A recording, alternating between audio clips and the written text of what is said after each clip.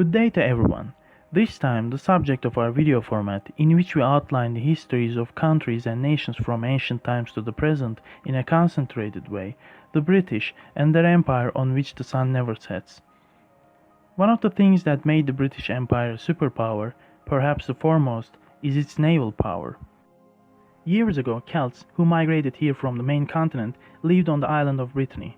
Celtic domination on the island lasted until the Roman Empire came here. Romans year BC, they set out foot in 50 years. The establishment of the Roman administration in the time of the Emperor Claudius in 43 AD brought England to the fore. However, with the collapse of the Roman Empire in the 5th century AD, the economy lost its vitality, and agriculture and trade activities were adversely affected. After Rome, the Germanic tribes, Angles and Saxons migrated to the island. These tribes, who settled in the east and south of the island, established their own dominance over time and started the Anglo-Saxon period in England. The name England comes from the Angles who migrated here.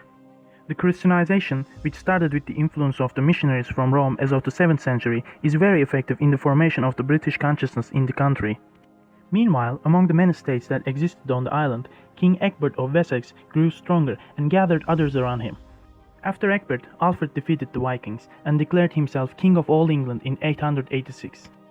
From the 10th century onwards, the Vikings became interested in England again. By the beginning of the 11th century, they had taken over the entire country, and King Canute of Denmark became King of England, Norway, and Denmark at the same time. It was at this time that the Norman invasion began. The Normans defeated King Harold of England in 1066 and dominated the country. The lands of England were divided among Norman lords, and a kind of feudalism began. Henry II, who came to the throne in 1154, by realizing the administrative reform, Henry ensured the dominance of the kingdom in the whole country. In 1189, upon Henry II's death, Richard I took the throne. Due to the Crusades that marked his 10-year reign, Richard could only stay in his country for 6 months. After Richard died fighting in France, his son John succeeded him.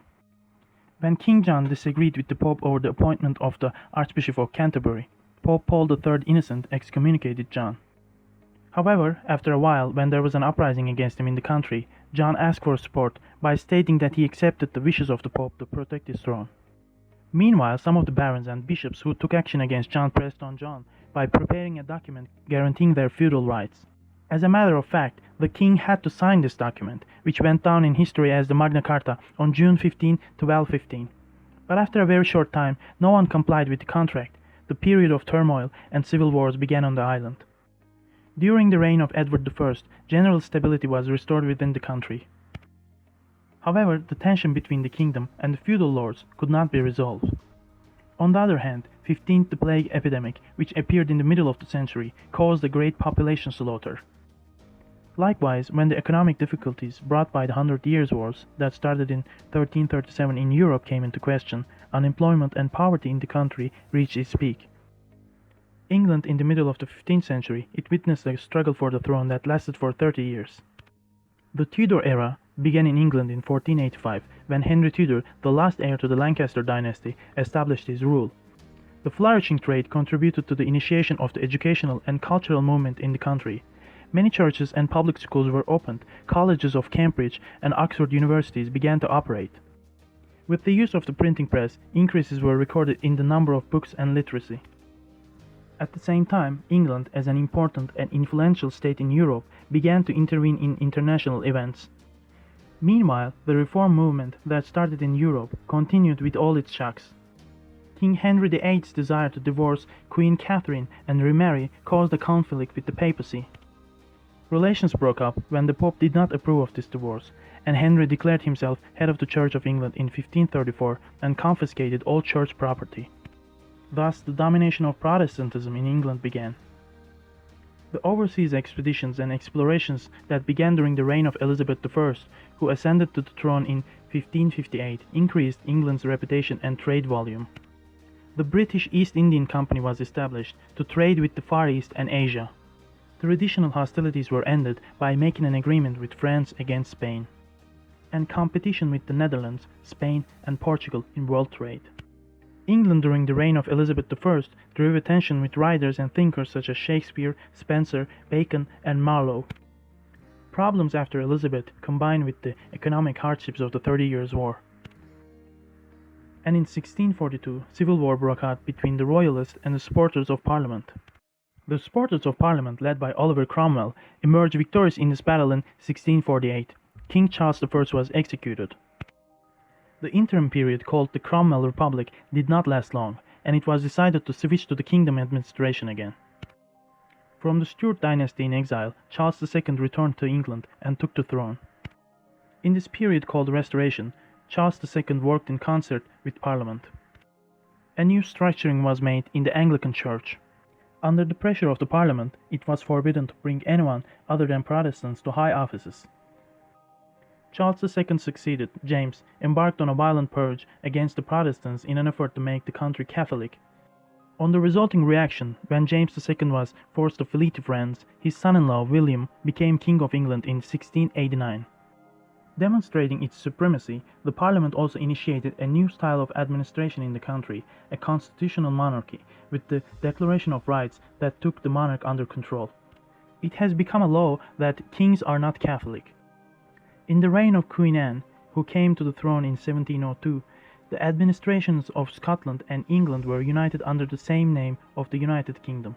This situation enabled the country to strengthen militarily and economically. On the other hand, a tradition was formed in the Parliament. In the regular elections, the Whig Party, supported by the merchants and industrialists, and the Tory Party, supported by the large landowners, emerged as the two biggest forces. The Hanover dynasty period began with the coming to power of George I, who did not speak English. During this period, the main government of the country was Parliament. Later, England won a great victory against France in the 7 Years' War. In this period, although England lost its colonies in Canada and America, it gained importance with its struggle against Napoleon's France after the Revolution in Europe. England dominated the French territories in Canada and India. At the same time, an important process of change, known as the Industrial Revolution, was going on in England.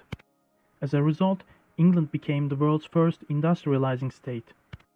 In the first half of the 19th century, the Industrial Revolution continued, and the era of large factories began. Thanks to the new technology based on iron and steam power, and the development in ship and rail transportation, the trade volume has grown tremendously. During this period, known as the Queen Victoria era, England established his influence almost all over the world and became an empire on which the sun never sets.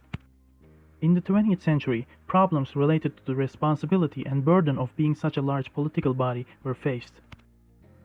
The cultural clashes caused by the rise of the emerging working class and the independence tendencies of the Catholic Irish can be given as examples. Humanity, believing that it lived in the most prosperous and trouble-free period of its history, was dragged into the First World War as a result of the global blocking, which it thought would result in reconciliation. In this war, the United Kingdom, which fought together with France, Italy, and Russia against the Allied powers, ended the Great War with victory. However, the economic burden brought by the war, combined with the problems we have just mentioned, twisted the back of the United Kingdom, and gradually reduced its weight vis-à-vis the big countries. While the whole world and the United Kingdom were trying to heal their post-war wounds, the aggressive attitude of Germany under the leadership of Hitler started World War II. The success of the Germans at the beginning of the war greatly shook the British. Although the side of the United Kingdom eventually won the war, the country was dragged into the greatest economic destruction in its history. Afterwards, the colonial states gained their independence against the crown one by one. This wave of independence, which started with India in 1947, continued in the 1950s, and many countries de facto left the kingdom. In domestic politics, the long-term rule of the Conservative Party began after the war. Trying to recover, the British entered NATO against the Soviet threat. At the same time, the economic collapse forced cooperation with the European mainland, and the British became a member of the European Economic Community in 1973. Especially in 1977, the discovery of oil in the North Sea was the light at the end of the tunnel for the British. And in the brilliance of this light, the 80s passed under the leadership of Margaret Thatcher, nicknamed the Iron Lady.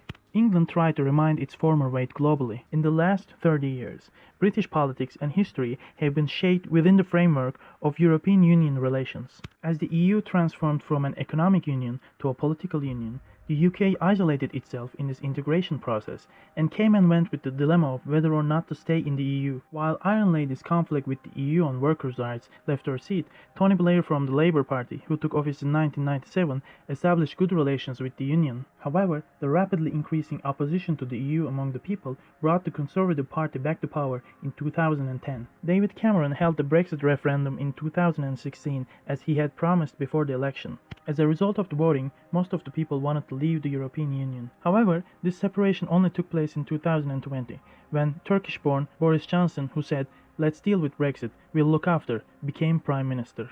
The separation took place, but the "we'll look back" part was left in the air, because the COVID-19 virus, which put the whole world on red alert, suspended everything. The United Kingdom, whose health system came to the point of collapse at the beginning of the pandemic, managed to control the epidemic to a certain extent in 2021. There is no doubt that we will see what awaits the UK from now on as it drifts in the river of our time. Don't forget to subscribe to the channel and share the video.